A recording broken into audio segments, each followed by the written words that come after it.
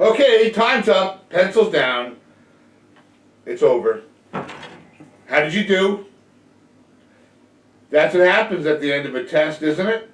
Well, this week we're going to talk about not just the end of a test, but the end of the world. This week on the Fourth Magi.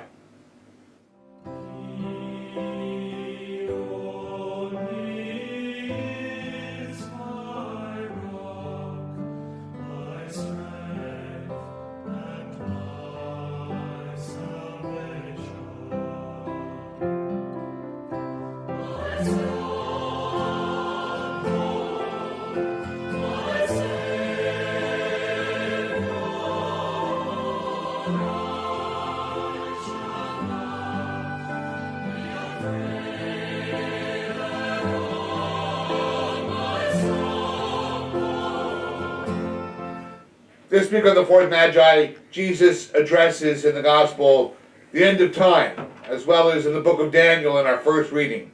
Because we are approaching the end of ordinary time, and therefore the readings focus on the end of time, which also helps us to focus on the end of our lives.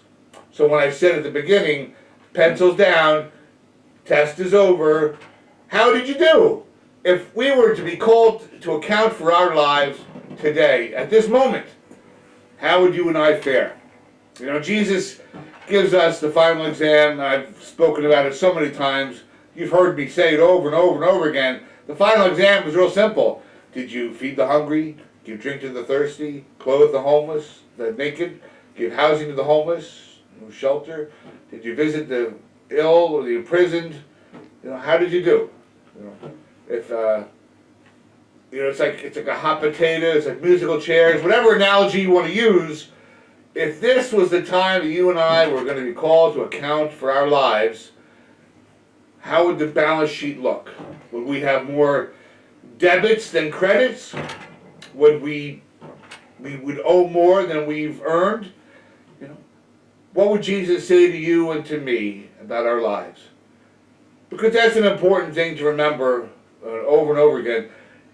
You know, back in the Middle Ages, you know, sculptors and painters would always have a skull somewhere in the picture. Sometimes it was depicting, you know, Calvary, depending on the subject matter.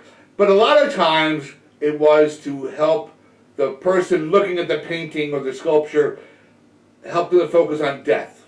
You know, the skull represented death and the mortality of the person. And that's, we have to remind ourselves that, you know, tempus fugit, time flies.